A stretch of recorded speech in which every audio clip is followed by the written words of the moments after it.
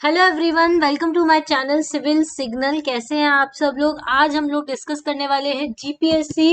ये हमारी GPSC previous year questions की सीरीज चल रही है। अगर आपको पता हो, इसके पहले हम लोगों ने 2023 का जो जीपीएससी प्रीलिम्स का एग्जामिनेशन था उसका पेपर 1 और पेपर 2 डिस्कस किया था, जिसमें टोटल हमने 400 क्वेश्चंस डिस्कस किए थे।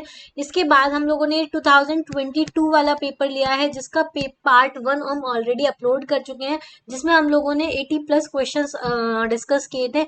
आज हम आगे के जो पेपर 1 के रिमेनिंग क्वेश्चंस है वो डिस्कस करने वाले हैं।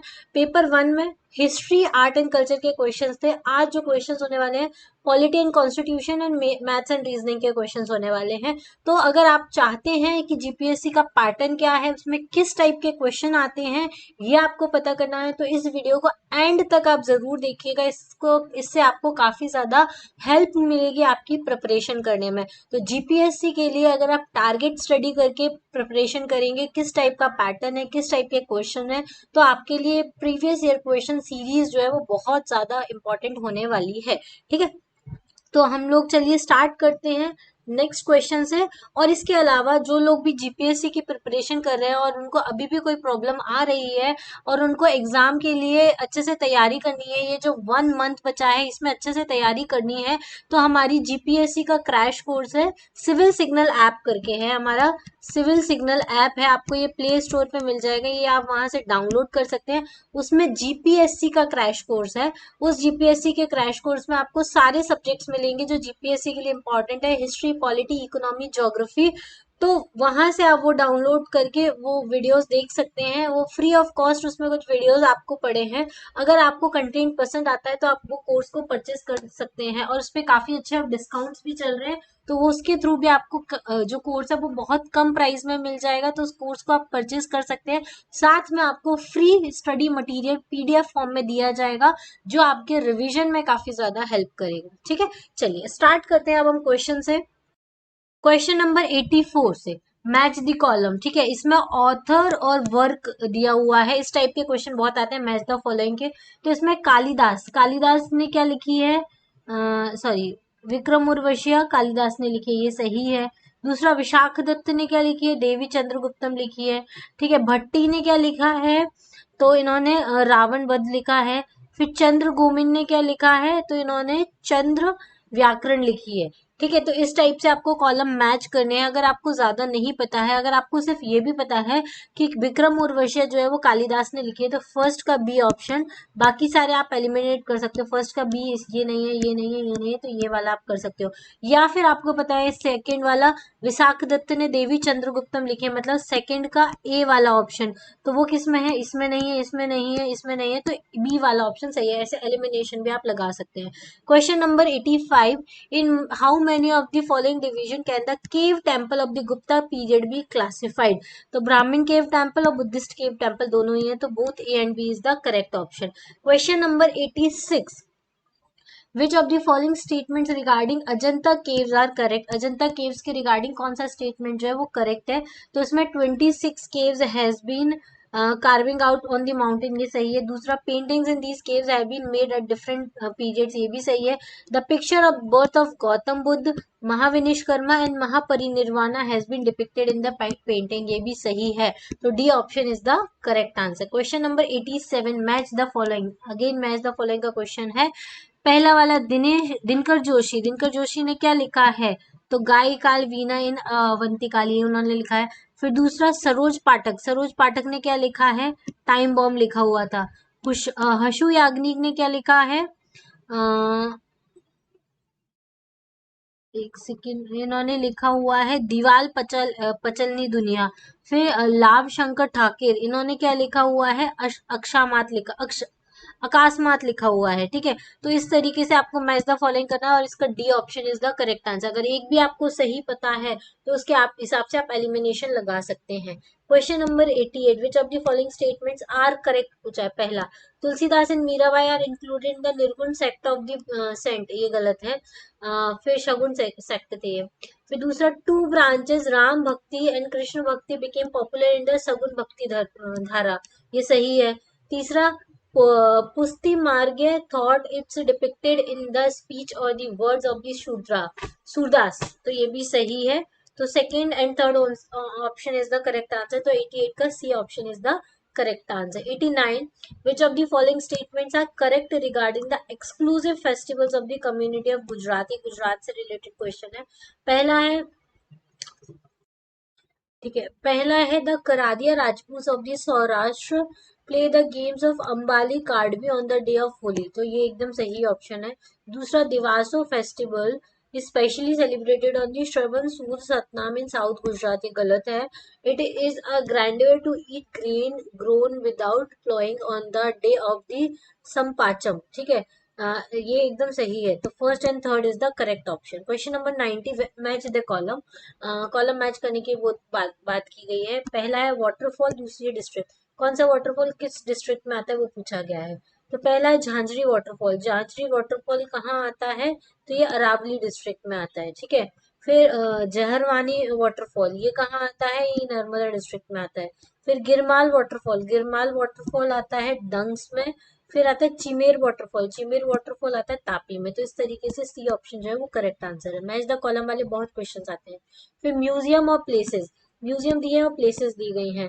पहला है सरदार वल्लभ भाई पटेल म्यूजियम, तो ये अहमदाबाद में, ये तो आप जो लोग अहमदाबाद में रहते हैं उनको पता होगा। दूसरा है भारतीय संस्कृति दर्शन म्यूजियम, ये कहाँ पर आता है, ये भुज में आता है। तीसरा है रोटरी डोल्स म्यूजियम, तो ये आता है हमारा राजकोट में। और चौथा है श्यामजी कृष्ण वर्मन मेमोरियल, तो ये मांडवी में आता है। ये option is the correct answer, तो D option is the correct one. Question number 92, which of the following statements are correct regarding the language in Indian parliament. अब यहाँ से जो क्वेश्चन स्टार्ट हो गए हैं वो पॉलिटी के ऊपर क्वेश्चन है। तो लैंग्वेज कौन सी है इंडियन पार्लियामेंट में, उसके ऊपर क्वेश्चन पूछा गया है। पहला है the constitution has declared Hindi and English to be the language for translating business in the parliament, एकदम सही ऑप्शन है, ठीक है। दूसरा, if any member wants to address the house on in his or her mother tongue they need to take special permission from the president through the presidential offer presiding officer, ये गलत है। तीसरा, the official language act of 1963 allowed English to be continue along with the Hindi, ये भी सही है। तो D option जो है वो करेक्ट आंसर है, ठीक है। क्वेश्चन नंबर 93, देखो ये मैं आपको सारे क्वेश्चंस डिटेल में क्यों है क्यों नहीं है ये सब नहीं बता सकती इस वीडियो में, क्योंकि वीडियो काफी ज्यादा लंबा हो जाएगा। प्रीवियस ईयर क्वेश्चन का वीडियो, मतलब आपको क्वेश्चन का लेवल पता चलना चाहिए, आपको ये पता चलना चाहिए कि किस टाइप का क्वेश्चन पूछा जाता है, इसलिए मैं ये सारी चीजें कर रही हूँ। हम जब नेक्स्ट हमारी एक सीरीज स्टार्ट होने वाली है जिसमें हम लोग टॉपिक वाइज क्वेश्चन सॉल्व करेंगे, उसमें हम हर क्वेश्चन से कैसे टॉपिक बनते हैं, किस टाइप के क्वेश्चंस बनेंगे, क्यों है, क्यों हाँ है, क्यों ना है, वो सब कुछ हम डिटेल में डिस्कस करने वाले हैं। लेकिन ये प्रीवियस ईयर क्वेश्चन सीरीज है, इसमें सिर्फ आपको आंसर पता होना चाहिए। दूसरा, आपको क्या पता होना चाहिए कि किस पैटर्न के क्वेश्चंस आ रहे हैं, तो हम वही डिस्कस करने वाले हैं, क्योंकि नहीं तो बहुत ज्यादा लेंथी वीडियो हो जाएगा इस वजह से। तो क्वेश्चन नंबर 93 है, which of the following statements are correct regarding the propagation in the parliament, prorogation in the parliament. तो पहला है prorogation not only terminates a sitting but also a session of the house, ये सही है। दूसरा, prorogation does not affect the bills or any other business pending before the house, ये भी सही है। The prorogation leads to lapse of all the pending notices, ये भी सही है। First, second and third is the correct answer. जिन्होंने polity पढ़ लिया उनको ये क्वेश्चन समझ में आ रहे होंगे और क्वेश्चन का लेवल भी समझ में आ रहा होगा। Question number 94, which of the following statements are correct regarding the Indian parliament. तो पहला है besides functioning as the highest law making body, Indian parliament has also functioned as the grand inquest and the watchdog of the nation, ये सही है। दूसरा, the parliament of India has 3 constituencies namely the president of India, the Rajya Sabha and the Lok Sabha, ये दूसरा भी सही है। The 2 houses of parliament came into being in 1915, ये गलत है, ठीक है, पहले ही आ गए थे। तो B option is the correct answer. Question number 95, which of the following statements are correct regarding the CAG, controller and auditor general of India. तो पहला है the administrative expenses of the office of the controller general including all salaries allowance shall be charge upon the consolidated fund, ये सही है। दूसरा, controller and auditor general shall not be eligible for the further office either under government of India और under the government of any state, ये भी सही है। तीसरा, the report of the CAG of India relating to the account state shall be submitted to the government of state only after the permission of the president, ये गलत है। चौथा, audit report by the CAG for all UTs will be submitted to the president of India, ये भी गलत है। ठीक है, तो ये सारे ऑप्शन गलत हैं, ये वाला सही है। ये जिसने कैग वाला टॉपिक पढ़ लिया होगा उसको क्वेश्चन समझ में आ रहा होगा। Question number 96, which of the following statements are correct regarding the supreme court of India. तो पहला है the original constitution of 1950 and correct पूछा है, and we says a supreme court with the chief justice and seven judge leaving it to the parliament to increase this number, सही है। दूसरा, the only advocates on the records are entitled to file any matter or the documents before the Supreme Court, ये भी सही है। तीसरा, the senior advocate as designated by the Supreme Court are entitled to appear without an advocate on record in the Supreme Court, ये गलत है, ऐसा बिल्कुल भी अलाउड नहीं है। Question number 4, other advocates can appear and argue in the Supreme Court but they cannot file any document, ये भी सही है। तो first, second, fourth only as the correct answer. Question number 97. Which of the following statements are mentioned in Indian Constitution under promotion of the international peace and security as part of the directive principle of the state policy? ये आपको पता हो, promotion of international peace and security article 50 में आता है। ठीक है, DPSP के में। तो ये किसकी बात करता है, पूछा है, कौन सा स्टेटमेंट सही है? तो promote international peace and security सही है। Maintain just and honourable relation between nations, ये भी सही है। Foster respect for international laws and treaty, ये भी सही है। Encourage settlement of the international disputes, ये भी सही है। तो ये option is the correct answer. Question number 98, the Indian parliament has the power to modify the rights conferred by the part 3 of the Indian Constitution of India in their application to, किसमें configure किया गया है? पहला, the members of the arm forces, part 3 मतलब fundamental rights. ठीक है, तो किस किस की पावर मॉडिफाई की गई है? आर्म फोर्स की गई है। The forces charge with the maintenance of the public order, इनकी भी की गई है। तीसरा, the person employed in any bureau or other organisation by the state or the purpose of intelligence, इनकी भी की गई है। चौथा, but there is no restriction on the rights conferred by the part 3 while martial law is in force, ये गलत है। Martial law के लिए भी पार्ट 3 जो है उसके लिए रिस्ट्रिक्शंस रखे गए हैं। Question number 99, which of the following statements are correct regarding the president of India? तो कौन सा करेक्ट स्टेटमेंट है? तो बी करेक्ट है। Not less than 1/4 of the total members of the House has been given of their intention to move an impeachment motion. Impeachment motion के लिए total number of person का 1/4 जो से कम नहीं होना चाहिए जो एग्री करे कि इम्पीचमेंट लाना है। Question number 100, which of the followings are correctly matched? कौन सा करेक्टली मैच्ड है ये पूछा है। तो वोट ऑन अकाउंट क्या होता है? ये देखो डेफिनेशंस इस फॉर्म में आ जाती हैं। A grant in advance to enable the government to carry on until the voting of demands for the grants and the passing of the appropriation and the finance bill, ये सही है। तीसरा, exceptional grant, ये गलत है। इसमें आप अच्छा, इसका पीडीएफ आपको मेरे टेलीग्राम चैनल पे मिल जाएगा। अगर जिसके पास ये पीडीएफ नहीं हो तो आप Telegram channel civil Signal download कर सकते हैं, वहां से आपको इसका पीडीएफ मिलेगा। तीसरा है वोट ऑफ क्रेडिट, क्या होता है? It is granted for meeting an unexpected demand upon the resources of India, ये भी सही है।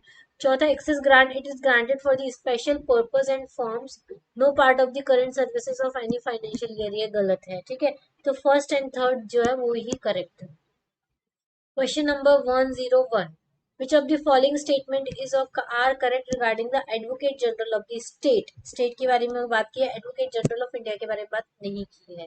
तो governor of each state shall appoint a person who is qualified to appoint a judge of the high court to be advocate general for the state, ये एकदम सही statement है।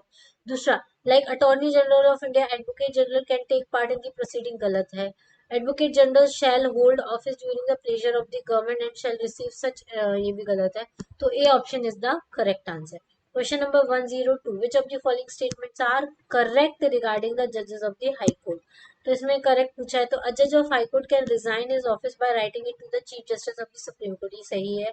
दूसरा, the investigating committee of parliament consist of chief justice and जज of supreme court, ये भी सही है। ठीक है, third, the committee also consist of chief justice of concern state high court, ये गलत है। The committee also consist of distinguished juristics or the minister of law, ये भी गलत है। ओनली फर्स्ट एंड सेकंड जो है वो करेक्ट ऑप्शन है।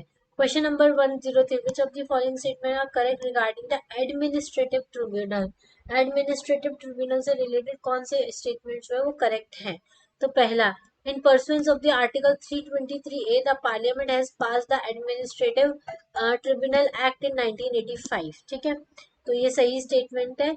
फिर the chairman and the members of state administrative tribunals are appointed by the president after consultation with the concern state government, ये भी सही है। There will be a chairman vice chairman 25 members, ये गलत है। फिर there chairman will be appointed by the ministry of home affairs, ये भी गलत है। ठीक है, तो first and fourth only is the correct answer. Question number 104, which of the following statements are correct regarding the free legal services and the National Legal Service Authority? अब free legal services जो होता है उसमें include होती है preparation of appeal paper book including printing and translation of document and legal proceeding, ये सही है। Industrial workman are eligible for getting the free legal services, नहीं, ये लोग एलिजिबल नहीं होते। तीसरा, person whose annual income does not exceed 5 lakhs are eligible for the free legal services, ये सही है। B option is the correct answer. Question number 105, match the following with the list 1 and list 2। List 1 दी है और list 2 दे रखी है। Compulsory provisions क्या होते हैं? तो voting rights of the chairperson and the other members. Voluntary provisions क्या होते हैं? Making the grants in aid to the panchayati from the consolidated fund of the states. Third वाला आर दिवाकर कमेटी, ये क्या करती थी? स्टडी किए इन्होंने, study team on the position of the Gram Sabha. फिर फोर्थ है के संथानम कमेटी, ये इसकी committee on the Panchayati Raj election. ठीक है, अगर आपको सिर्फ ये भी बताया ना संथानम कमेटी किस लिए आई थी, पंचायती राज इलेक्शन के लिए आई थी। फोर्थ का सी ऑप्शन, तो बी ऑप्शन हो सकता है या सी ऑप्शन होता है, ये दोनों एलिमिनेट हो गए। फिर उसके बाद एक आधी ऑप्शन और पता होगा तो इससे आप क्या कर सकते हो, एलिमिनेशन मेथड लगा सकते हो। 106, कंसिडर द फॉलोइंग स्टेटमेंट। ठीक है, पहला स्टेटमेंट है the exclusive power of every state shall B so exercise as not to impede or prejudice the exercise of the executive power of the union, सही है। The executive power of the union shall extend to the giving of such direction to a state as may appear to the government of India to be necessary for that purpose। मतलब दोनों ही statement जो है वो correct ना, तो A option is the correct answer. Question number 107, which of the following statements are correct regarding the goods and service taxes, GSTC के ऊपर है। ठीक है, तो इसके तीनों स्टेटमेंट सही है, डी ऑप्शन इसका आंसर है। Every decision of the GSTC shall be taken at a meeting by a majority of not less than 3/4 of the weighted votes of the members of the person and voting present and voting. दूसरा है the vote of the central government shall have a weightage of 1/3 of the total vote cast in that meeting, ये भी सही है। The votes of all the state governments taken together shall have a weightage of 2/3 of the total vote cast in that meeting, ये भी सही है। तो first, second and third तीनों ऑप्शन करेक्ट है। कंसिडर द फॉलोइंग स्टेटमेंट्स, अब पूछा है पहला, पार्लियामेंट में at any time increase any of the duties और टैक्सेस बाय अ सरचार्ज और the purpose of the for the purpose of the union, ये सही है। दूसरा, the whole proceeds of any such surcharge shall form part of the public accounts of India, नहीं, ऐसा नहीं हो सकता, तो C option is the correct answer. Question number 109, the President of India exercises power as provided under Article 356 of the Constitution in respect of a particular state. Article 356 मतलब emergency वाला article है। The power of the legislature of that state shall be exercisable by the under authority of the parliament। ठीक है, तो ये वाला option B option जो है वो करेक्ट है। Question number 110, if in an election to a state legislative assembly the candidate who is declared elected loses his deposit, it means that अगर कोई इलेक्शन हुआ है स्टेट लेजिस्लेटिव असेंबली का और उसमें जो इलेक्टेड कैंडिडेट है उसने उसको अपना डिपॉजिट लूज करना पड़ रहा है, इसका मतलब क्या है? A very large number of candidate contested the election, मतलब बहुत सारे लोगों ने इलेक्शन को कंटेस्ट किया है। फिर 111, for every election up to the Lok Sabha a nomination paper can be filed by, जो नॉमिनेशन पेपर है उसको फाइल कौन करता है? Any citizen of India whose name appears on the electoral roll of a constituency, कोई भी फाइल कर सकता है जिसका नाम जो है वो इलेक्टोरल रोल में आता हो। Question number 112, which of the following statements are correct regarding the different writs. Writs का ऊपर क्वेश्चन है, फंडामेंटल राइट से ये क्वेश्चन है। ठीक है, प्रोहिबिशन, 5 रिट्स होती है, आपको पता होना चाहिए। Prohibition can be issued against the election commission of India, सही है। Mandamus cannot be issued against the Chief Justice of the High Court acting in the judicial capacity, ये भी सही है। Certiorari is issued on the ground of excess jurisdiction, ये भी सही है। Currento cannot be issued in case of the ministerial office or the private office, ये भी सही है। तो D option is the correct answer. Question number 113, which of the following statements are correct? कौन सा स्टेटमेंट करेक्ट है? Advocate general is a constitutional institution formed under article 165, ये सही है। दूसरा, attorney general is not a fulfil council for the government and he is not divide from the private legal practices, ये भी सही है। Attorney general enjoys all the privileges and immunities that are available for the member of parliament, ये भी सही है। ये member of parliament की तरह ही सारे प्रिविलेजेस एंजॉय करता है। तो 1, 2 एंड 3 तीनों ही ऑप्शन जो है वो करेक्ट है। Question number 114, which of the following statements are not true about the parliamentary committee on the welfare of the scheduled caste and scheduled tribe? कौन सा स्टेटमेंट ट्रू नहीं है? The term of committee is 1 year, ये तो सही है। A ministry is eligible for the elections to the committee, ये गलत है। The election pattern to the committee comprises 15 members each from the Lok Sabha and the Rajya Sabha, ये गलत है। तो C option is the correct answer। Question number 115, as per the popular opinion which of the following statement reflect the judicial activism के बारे में पूछा गया है। तो जुडिशियल एक्टिविज्म के लिए देखो, पहला है expansion of the judicial review over the administration, सही है। Indiscriminate exercise of contempt power, ये भी सही है। तीसरा, expansion of the rights of hearing in the administrative process, मतलब एडमिनिस्ट्रेटिव प्रोसेस में हियरिंग का राइट है, ठीक है, और जुडिशियल रिव्यू का राइट है, तो ये सारी चीजें हैं। तो 1, 2 and 3 is the correct option. Question number 116, which of the following is correctly matched? कौन सा करेक्टली मैच्ड है? बैंक्रप्सी एंड इंसॉल्वेंसी किसमें है? कॉन्करेंट लिस्ट में, ये करेक्ट है। Contempt of court but not including the contempt of supreme court state list में, गलत है। फिर economic and social planning union list में, ये भी गलत है, ये भी नन ऑफ देम, तो ये option is the correct answer. Question number 117, which of the following languages are not there in the 8th schedule of the Indian constitution? कौन सी लैंग्वेज है जो 8th शेड्यूल में नहीं है? तो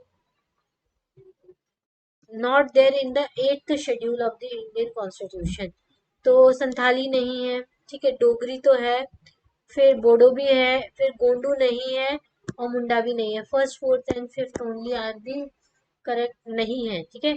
संथाली नहीं है, गोंडू नहीं है, और मुंडा नहीं है। क्वेश्चन नंबर 118,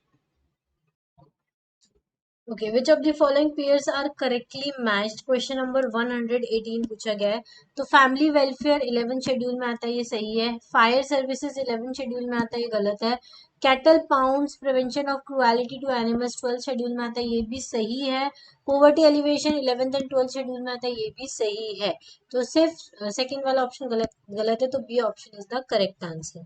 फिर नेक्स्ट है question number 119, consider the following statements regarding the article 371 के बारे में पूछा गया है। तो स्टेटमेंट 1 है, establishment of the separate development boards for the Vidarbha, Marathwada and the rest of Maharashtra or Saurashtra Kutch and the rest of Gujarat under article 371, तो एकदम सही स्टेटमेंट है।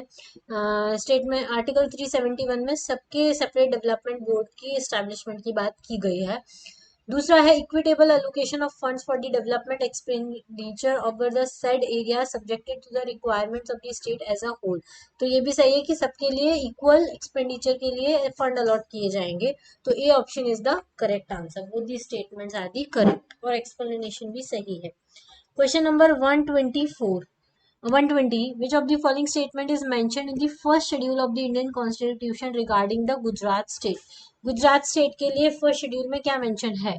तो the territory referred to in sub section 1 of the section 3 of the Bombay reorganisation act 1960, ये mention किया गया है क्योंकि बॉम्बे रीऑर्गेनाइजेशन एक्ट के बाद ही गुजरात स्टेट जो है वो बॉम्बे प्रोविंस से अलग हुआ था। पहले बॉम्बे और गुजरात एक ही प्रोविंस में आते थे।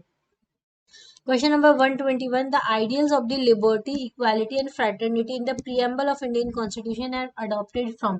ये वाले क्वेश्चन बहुत आते हैं, कौन सी चीज कहाँ से, कौन सी कंट्री से अडॉप्ट की गई है? तो ये फ्रेंच रिवॉल्यूशन से अडॉप्ट की गई है जो 1789 से 1799 में हुआ था। Question number 122, which of the following statements are correct regarding the president rule? President rules के लिए कौन सा स्टेटमेंट जो है वो करेक्ट है? तो 42nd constitution amendment act 1976 extended the Indian duration of president's rule in a state from the 6 month to 1 year, ये सही है। फिर since 1960 till today state of Gujarat was under president's rules for 5 times, ये भी सही है। तीसरा, till September 2021 Chhattisgarh and Telangana have not been under the president rules at any point of time, ये एकदम गलत है, ठीक है। छत्तीसगढ़ और तेलंगाना दोनों ही प्रेसिडेंट रूल के अंदर आ चुके हैं, तो डी वाला ऑप्शन जो है वो करेक्ट आंसर है। Question number 123, which of the following statements following are the departments of the ministry of the social justice and empowerment? कौन से डिपार्टमेंट के अंदर में आते हैं? पहला department of social justice and empowerment इसके अंदर आता है। दूसरा department of empowerment of person with disability, दोनों ही डिपार्टमेंट जो है उसके अंदर आते हैं। तो सी ऑप्शन जो है करेक्ट आंसर है। Question number 124. The administrator appointed by the President of India under Article 239 of the Indian Constitution is? तो जो एडमिनिस्ट्रेटर अपॉइंट किया गया है प्रेसिडेंट ऑफ इंडिया के लिए वो कौन सा है? Is a purely constitutional functionary, ये भी सही है।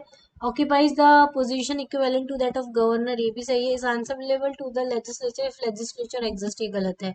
तो B option is the correct answer. Question number 125, ये जो 2022 का पेपर आया था ये बहुत टफ पेपर आया था, इसलिए इसका कट ऑफ भी बहुत कम गया था। 120 कुछ कट ऑफ इसका गया था आउट ऑफ 400, क्योंकि क्वेश्चंस काफी ज्यादा टफ है। आप देख रहे होंगे क्वेश्चन का लेवल जो है वो काफी ज्यादा हाई है, ठीक है। अभी जो कट ऑफ गया है 2023 वाला आपने पेपर देख लिया होगा, 180 प्लस कुछ कट ऑफ गया था और उसका, लेकिन पेपर जो है वो बहुत ज्यादा इजी था। आप इजीली इसमें क्या कर सकते हो, 180 प्लस स्कोर कर सकते हो।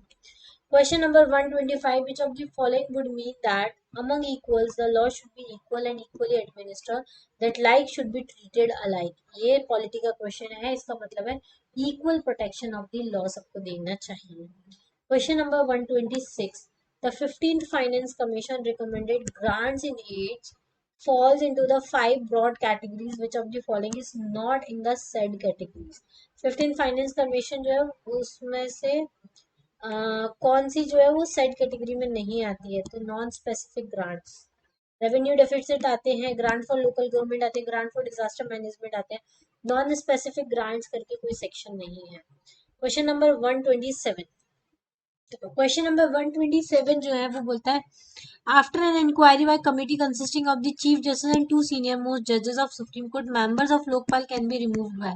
तो लोकपाल के मेंबर कैसे रिमूव किए जा सकते हैं? तो प्रेसिडेंट ऑफ इंडिया उनको रिमूव कर सकते हैं। Question number 128, to restore the states power to make their own OBC list is the objective of which one of the following amendments of the Constitution of India? तो 105th में OBC list को restore किया गया है। Question number 129, Supreme Court has allowed the recognition of the living will drafted by a terminally ill patient seeking the passive euthanasia, which of the following is our implication of it? Right to die with the dignity is a fundamental right. Passive euthanasia got the legal status unlike the active euthanasia in India. ये सही, both the statement are correct है, news में भी काफी था। Question number 130, as per the Constitution of India, a bill can be said to be a money bill if it contains the which of the following? तो कोई भी money bill कब होगा? तो only provision dealing with the imposition, abolition, remission, alteration, regulation of any tax, तो ये सही है। Provision with respect to fines, penalties, imposition by any local authority, ये गलत है। Declaring of any expenditure to be charge on the consolidated fund of India, ये भी सही है। Appropriation of money out of consolidated fund of India, ये भी सही है। तो B option is the correct answer. Question number 131, which of the following statements are correct regarding the Indian citizenship? तो अ चाइल्ड बॉर्न, देखो इसका correct statement सिर्फ आप देख लो। A child born on the foreign soil can be granted Indian citizenship if either of his parents is citizen of India at the time of child's birth. Child के birth के time उसके parent जो है वो Indian citizen होंगे, तो उसको वो चाइल्ड कहीं पे भी पैदा हो, चाहे वो इंडिया में पैदा हो या फॉरेन में पैदा हो, उसको इंडियन सिटीजनशिप मिल जाएगी। Question number 132, which of the following statements are correct regarding the abolition of the titles under the Article 18? Article 18 से पूछा गया है। No titles not being a military or academic distinction shall be configured by the state, ये सही है। No person who is not a citizen of India shall, while he holds any office of the trust under the state, accept without the consent of the president any title from any foreign state। किसी भी foreign state को उससे कोई title नहीं दिया जाएगा। जैसे पहले होते थे ना लॉर्ड कर्जन, लॉर्ड कैनन, ये लॉर्ड का टाइटल दिया जाता था, वाइस रॉय का टाइटल दिया जाता था, ये सब बंद हो गया है।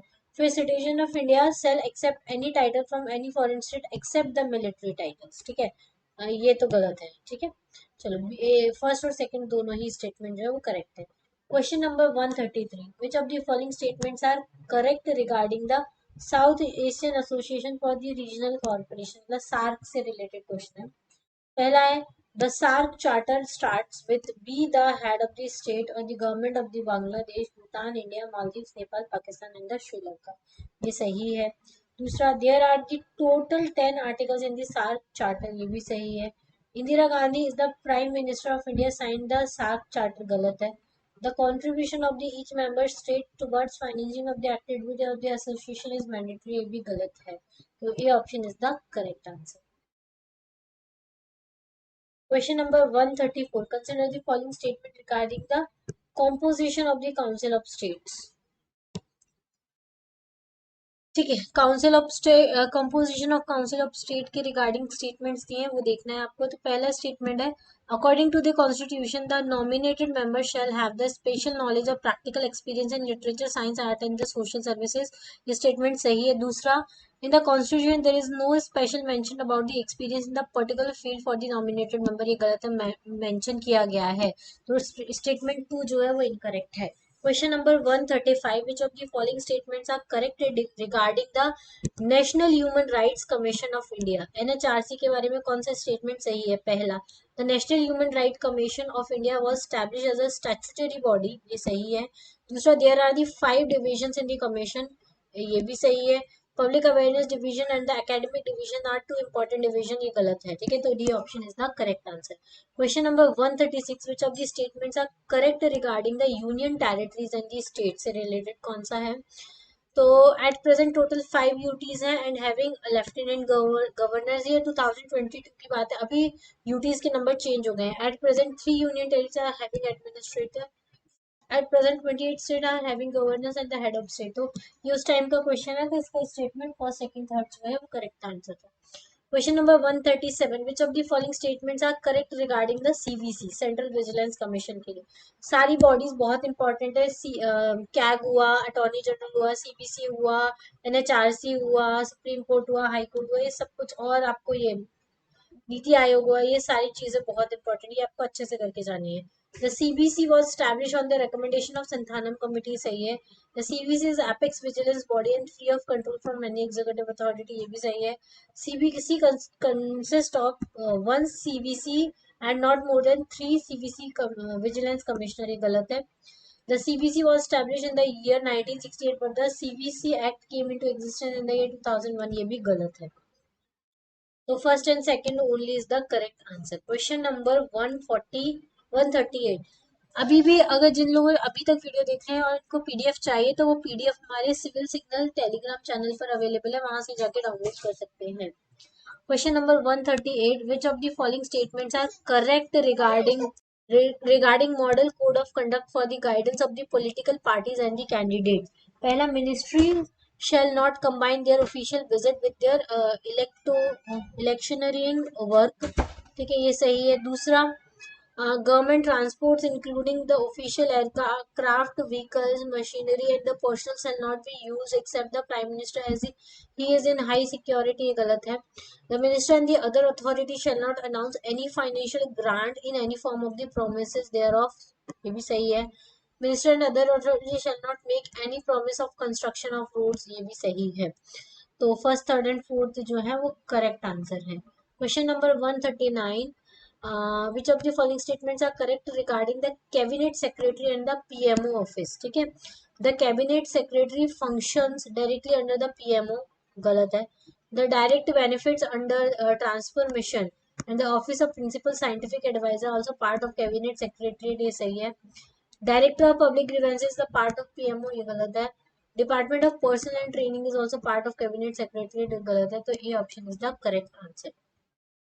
Question number 140. Which of the following statements are correct regarding the reservations in the Lok Sabha? At present there are 84 seats reserve for the schedule caste. सही है। 47 seats reserve for the schedule tribes. ये भी सही है। There are no seats reserve for the schedule caste and schedule tribes in Jammu and Kashmir. ये भी सही है। In the total UTs 3 seats are reserve for schedule tribes and no seats reserve for the schedule caste. ये गलत है। तो first, second, third only is the correct answer. Question number 141. Which of the following statements are correct regarding the Indian Independence Act of 1947? ठीक है, पहला, this act abolishes the position of the viceroy। सही है। Act provided the governor general for states that is India and Pakistan. ये भी सही है। हमारे यहाँ पे माउंट बैटन आए थे पाकिस्तान में वो थे, उनके जो बाद में प्राइम मिनिस्टर बने थे।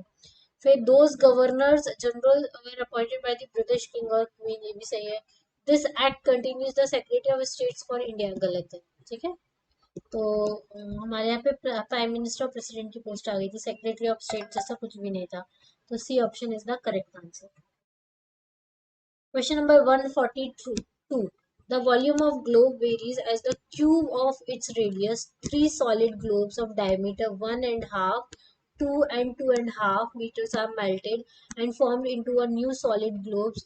What is the diameter of the new globe? तो ये देखो, इसका क्वेश्चन है किसका, मैथ एंड रीजनिंग के क्वेश्चन स्टार्ट हो गए। अब यहाँ से आपको ये आइडिया आएगा कि किस टाइप के क्वेश्चन पूछे जाते हैं। तो ये डायमीटर वाले क्वेश्चंस आपको पूछे जाते हैं, इनको सॉल्व नहीं करेंगे हम इस लेक्चर में।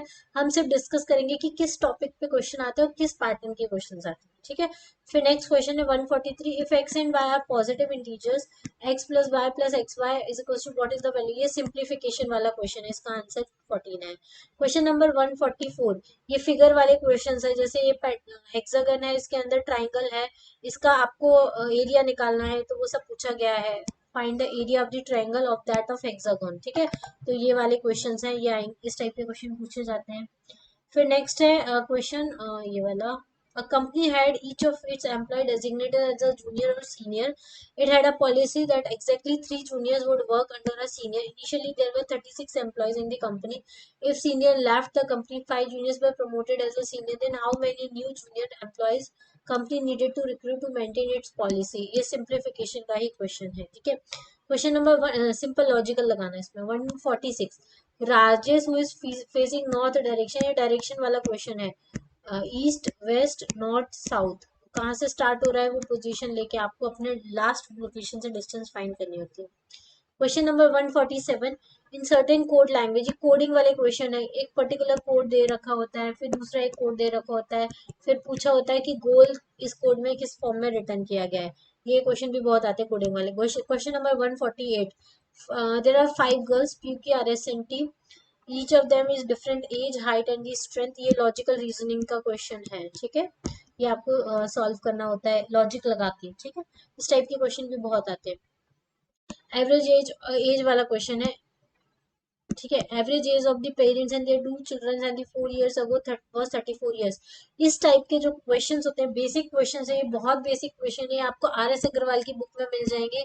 एज से रिलेटेड क्वेश्चंस, ठीक है, फिर टाइम एंड वर्क से रिलेटेड, फिर ट्रेन वाले क्वेश्चंस, इस टाइप के जो क्वेश्चंस है उनके जो स्टार्टिंग के 3 to 4 पेजेस होते हैं, उसमें बेसिक क्वेश्चंस कैसे सॉल्व करें उसके मेथड्स दिए होते हैं, वो आप कर लेंगे ना, तो आपका ये वाला मैथ्स एंड रीजनिंग वाला जो चैप्टर है वो फिनिश हो जाएंगे। ठीक है, फिर question number 150, 3 years ago Asha was 4 times as old as, ये भी एज वाले क्वेश्चन है। ठीक है, इसका आंसर है 19 years। ठीक है, ये आपको सॉल्व करने हैं। Question number 151, there are the 2 vessels V1 and V2 both containing vanillin solution of 40% concentration. Meena added some pure vanillin to the 6 to bring the concentration to 50%. ये परसेंटेज का question है, percentage and ratio को mix करके ये question बनाया गया है। तो इस टाइप के क्वेश्चन अगर आप परसेंटेज वाले क्वेश्चन सॉल्व कर लेते हैं और रेशियो वाले क्वेश्चन सॉल्व कर लेते हैं, तो उसका लॉजिक यहाँ लगा के इसको सॉल्व किया जा सकता है। Question number 152, in certain code language, ये कोड लैंग्वेज वाला क्वेश्चन है। एलिमिनेशन यूज किया जाता है, कोड इसमें लिखा जाता है, फिर एक कोड और दूसरा कोड फिर मैच करेंगे और इसमें से एलिमिनेट कर देंगे। Question number 153, on what dates, ये डेट वाले क्वेश्चन है, डेट्स एंड कैलेंडर। इसके क्वेश्चन भी काफी ज्यादा पूछे जाते हैं जीपीएससी में, 1 या 2 क्वेश्चन रहते हैं। Okay, question number 154. P can build a wall in 24 days and Q can build it in 30 days. ये टाइम एंड वर्क का क्वेश्चन है। कितने मैन कितने दिन वर्क करते हैं उसके हिसाब से हाउ मेनी डेज कैलकुलेट करना है जब P alone build the remaining part of the wall. इस टाइप के बहुत सारे क्वेश्चन आपको आर एस अग्रवाल में मिल जाएंगे, आप वहां से सॉल्व कर सकते हैं।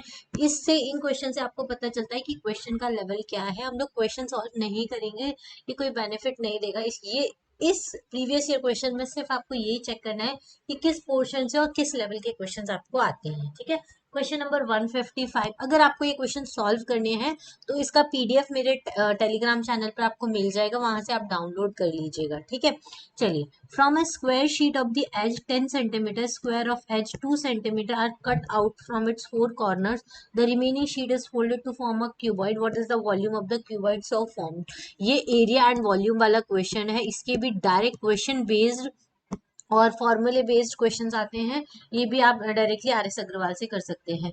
अब डायरेक्शंस दिए क्वेश्चन नंबर 156 से लेकिन 159 तक का, ये दिया है the following table gives the percentage distribution of population of 5 states on the basis of the poverty line and also basis of the sex, study the table and answer the question based on it. ये data sufficiency के questions हैं। इसमें ये देखो, ये percentage दी है, ये male and female का रेशियो दिया है बिलो पॉवर्टी लाइन और अबव पॉवर्टी लाइन। इसमें आपको कैलकुलेट करना है what will be the number of females above poverty line in the state S. State S मतलब इसके बारे में बात, अबव पॉवर्टी लाइन मतलब 4:3 मेल इज टू फीमेल का रेशियो। तो इस तरीके से आपको कैलकुलेट करना है, परसेंटेज के हिसाब से ये क्वेश्चन सॉल्व हो जाएगा। तो ये वाले क्वेश्चन आपको जरूर अटेम्प्ट करने हैं। एक बार आपको ये मेथड समझ में आ गया तो आपके 156 से 159 मतलब 6, 7, 8, 9 4 क्वेश्चन आपके डायरेक्टली सॉल्व होते हैं, ज्यादा उसमें आपको दिमाग नहीं लगाना पड़ेगा, ठीक है। फिर 160 question, the ratio of altitude of a triangle, ये एरिया और पैरामीटर वाला ही चैप्टर का क्वेश्चन है। बहुत सिंपल क्वेश्चन है, पैरामीटर दिया है ट्राइंगल का और उनकी साइड्स ऑफ द ट्राइंगल निकालना है। तो ट्राइंगल का जो फॉर्मूला होता है पैरामीटर का वो आपको लगा देना और सिंपल इसकी साइड्स निकल आएंगे। Question number 161, there are two squares of different area, ये भी सेम पैरामीटर और स्क्वायर वाला क्वेश्चन है। तो ये वाले क्वेश्चंस आपको आर एस अग्रवाल में से कर लीजिए, आपका एरिया वॉल्यूम पैरामीटर वाले सारे क्वेश्चंस जो है वो जीपीएससी के इजीली बन जाएंगे, ठीक है।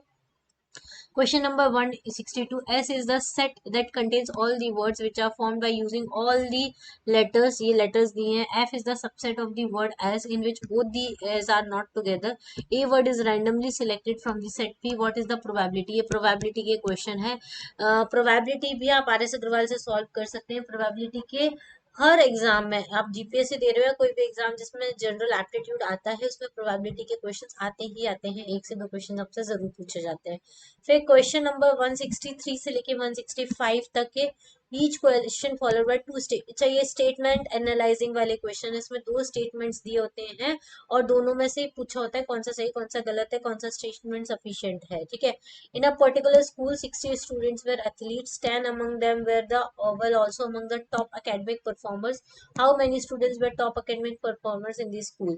statement A, 60% of the top academic performers were not athletes, all the top academic performers were not necessarily athletes।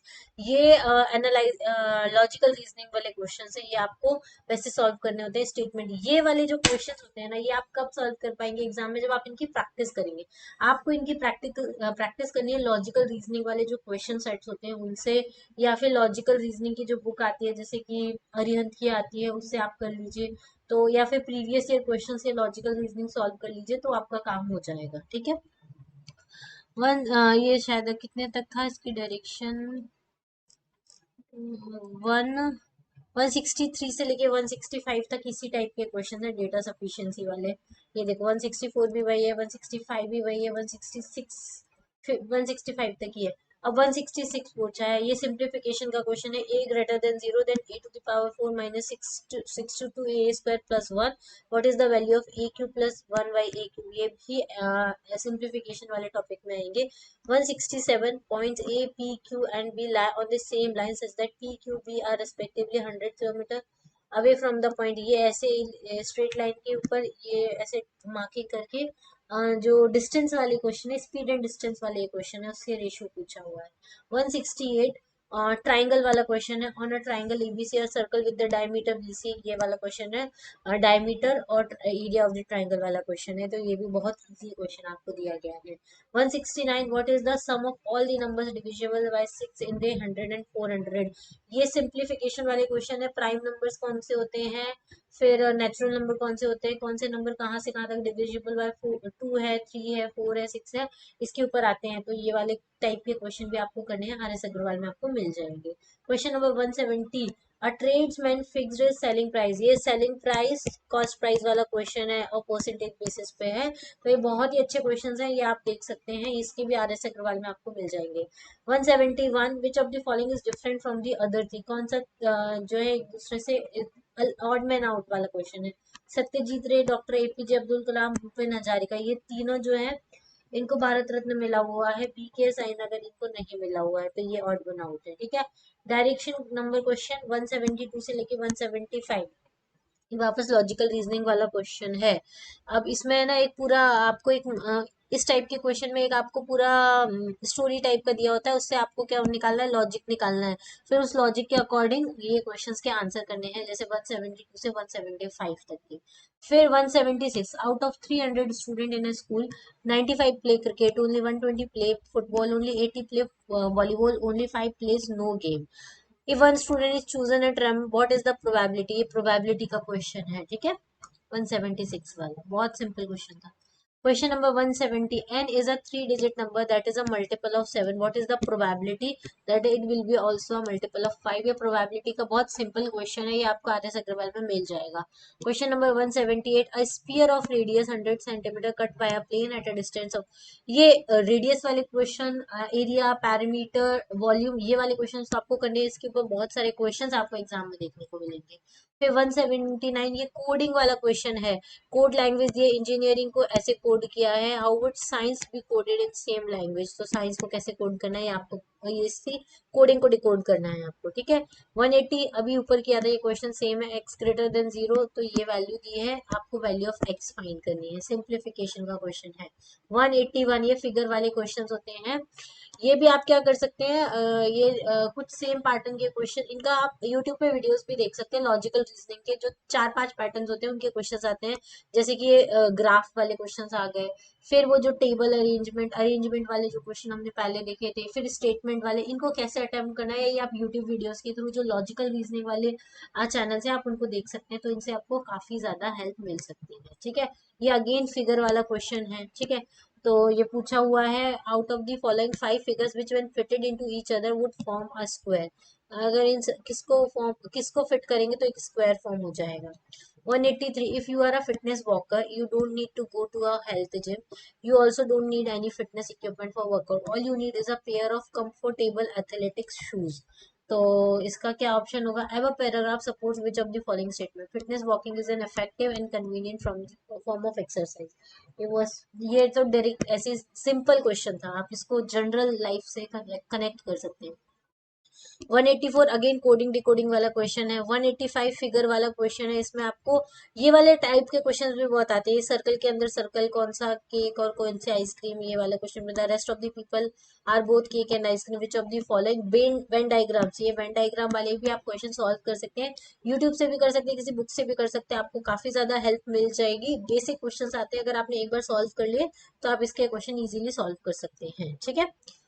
अब ये ईस्ट वेस्ट डायरेक्शन वाला क्वेश्चन है, ये भी आपको एक हमेशा 1 से 2 एग्जाम में जरूर देखने को मिलता है, जीपीएससी के एग्जाम में ये 1 या 2 क्वेश्चन हमेशा रहते हैं, बहुत सिंपल क्वेश्चन होते हैं। ये डायरेक्शन मार्क कर लीजिए, कहाँ पे खड़ा है वो मार्क कर लीजिए, वो ईस्ट में कितने किलोमीटर जाता है, फिर वेस्ट में कितना जाता है, नॉर्थ में पूरा मार्क कर लीजिए, फिर वो स्टार्टिंग पॉइंट से एंड पॉइंट तक का डिस्टेंस पूछेगा, वो आपको कैलकुलेट करना है। ये बहुत ईजी क्वेश्चन होते हैं, ये इनको आपको प्रैक्टिस करने की भी जरूरत नहीं है, बट चाहे तो आप प्रैक्टिस कर लीजिए।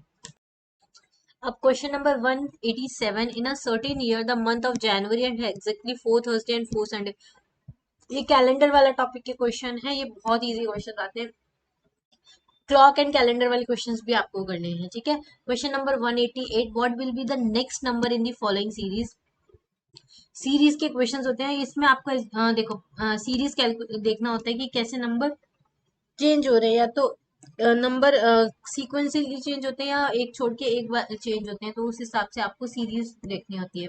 Question number 189, a square sheet of paper is converted into a cylinder by rolling it along its length, what is the ratio of the base radius of cylinder to the side of the square, ये वही side triangle parameter वाले question है, उससे आप directly solve कर सकते हैं, simple formula based question है।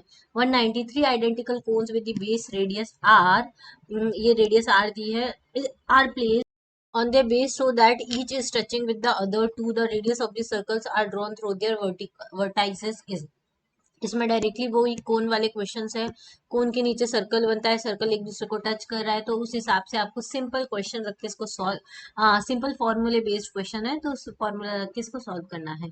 अब question number 191, if the cost of buying 7 apples, 12 banana, 17 oranges is ₹219, the cost of buying 3 Apple, 5 banana, 7 oranges, 91. What is the cost of buying 1 apple, 1 banana and 1 orange? ये simple वो ऐसे man and work वाला question होता है ना, वैसे ही ये question है, सिंप्लीफिकेशन वाला क्वेश्चन है, इजीली आप सॉल्व कर सकते हैं। 192 statement, a large number of people in the city dies every year due to the polluted drinking water. Courses of action क्या होने चाहिए? पहला, the government should make necessary arrangement to provide the safe drinking water to the people of the city, पहला सही है। The government should educate people about the danger of drinking contaminated water, दोनों सही है। Both action 1 and 2 follow. तो ये simple logical जो लगा सकते हैं हम, लॉजिकली सोच वो है, उसके ऊपर बेस्ड क्वेश्चन है। 193, assertion and reason, uranium can undergo a nuclear fusion reaction, uranium has a big unstable nucleus, ठीक है, ये तो गलत है। A, sorry, uranium can undergo nuclear fusion reaction, ये गलत है, ये वाला सही है, इसका एक अनस्टेबल न्यूक्लियस होता है, यूरेनियम नहीं आ जाता, उसका न्यूक्लियस जाता है, ठीक है। चलो 194, all flowers are toys, all flowers are toys, some toys are trees and some angles angels are trees, ठीक है, इस टाइप से conclusion, some angels are toys, some trees are follows, some follow, flowers are angels, तो कौन सा follow होता है? None follows, ये आपको लॉजिक लगाना है इसमें। 195, स्टेटमेंट 1 और 2 दिए हैं, कौन सा सही है कौन सा गलत गलत है, ये आपको बताना है। Rural and semi-urban areas in the country have been suffering due to the land load shedding for the quite some time. Statement 2, if the government is not able to overcome the power crisis, load shedding will be extended even to the urban areas. तो statement आपको पढ़ लेने हैं, A B C D में क्या पूछा है, इसका करेक्ट आंसर है both the statements are effect of some common cause, दोनों में कॉमन कॉज है, ठीक है। क्वेश्चन नंबर 196 स्टेटमेंट वाला क्वेश्चन है और एजम्पशंस दिए। Take a ferry or a boat instead of bus to reach the K island faster. Assumptions, the island being in remote location are not easily accessible. दूसरा, ferries and boats are available to travel to the के islands.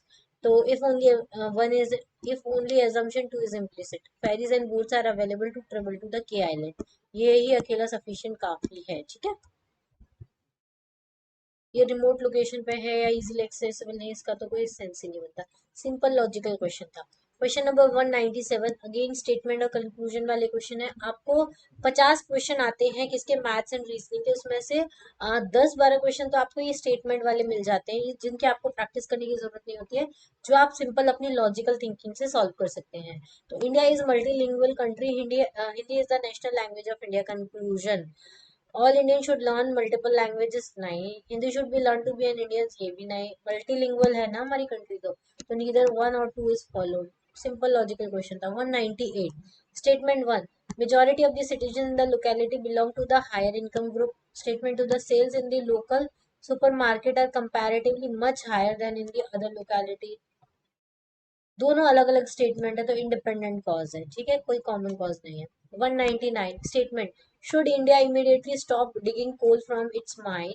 Arguments yes, no, no, ये सब दिया है आपको, argument पढ़ लेने हैं, कौन से सही है कौन से तो सेकंड और थर्ड जो है वो स्ट्रॉन्ग है इस स्टेटमेंट के अकॉर्डिंग। लास्ट क्वेश्चन है 200 वाला, स्टेटमेंट दिया है, should the parliamentary election in India be held every 3 year as against the 5 years at present, ठीक है। अब इसके आर्ग्यूमेंट्स दिए हैं। पहला, no this is enhance the wastage of money and resources, सही है। Yes this will help the voters to change non performing representative without much delay, नहीं, ऐसा कुछ नहीं हो सकता। तीसरा, no the elected representative will not have enough time to settle and concrete the development activities, ये भी सही है। तो फर्स्ट एंड थर्ड जो है वो स्ट्रॉन्ग आर्ग्यूमेंट्स है, बाकी सब गलत है, ठीक है। तो 200 क्वेश्चन हमारे कंप्लीट हो गए हैं। इसी के साथ हमारा पेपर 1 का जो प्रीवियस ईयर क्वेश्चन सोल्यूशन है वो कंप्लीट हो चुका है 2022 का। अब हम नेक्स्ट वीडियो में 2022 का पेपर 2 डिस्कस करेंगे, जिसमें हम ज्योग्राफी, इकोनॉमी, करंट अफेयर से रिलेटेड जो भी क्वेश्चंस होंगे वो डिस्कस करेंगे। उससे आपको आइडिया आएगा कि किस लेवल के क्वेश्चंस आते हैं ज्योग्राफी के, इकोनॉमी के और करंट अफेयर्स के। ठीक है, चलिए आज के लिए इतना ही। इसके अलावा आपको जीपीएससी क्रैश कोर्स से रिलेटेड कोई भी इंफॉर्मेशन चाहिए तो कॉन्टैक्ट नंबर यहाँ नीचे नीचे चल रहा होगा, वहां से आप नोट कर सकते हैं और कॉन्टैक्ट कर सकते हैं। अगर आपको जीपीएससी क्रैश कोर्स ज्वाइन करना है तो जीपीएससी का फ्री मटेरियल भी आपको मिलेगा, साथ में रिकॉर्डेड क्लासेस भी आपको मिलेंगे। ठीक है, तो अगर आप चाहें तो अभी भी आपके पास टाइम है, आप ज्वाइन कर सकते हैं। ज्वाइन करने के लिए प्लीज कांटेक्ट कीजिए और प्ले स्टोर से जाके सिविल सिग्नल ऐप को डाउनलोड कर लीजिए। फ्री स्टडी मटेरियल देखिए, फ्री वीडियोस देखिए, उसके बाद डिसीजन ले लीजिए आपको क्रैश कोर्स परचेस करना है या नहीं करना है। उसके अलावा अगर आपको वीडियो पसंद आता है, हेल्पफुल लगता है, तो प्लीज वीडियो को लाइक शेयर जरूर कीजिएगा और चैनल को सब्सक्राइब करना बिल्कुल नहीं भूलिए। आज के लिए इतना ही। Thank you, thanks for watching, have a nice day.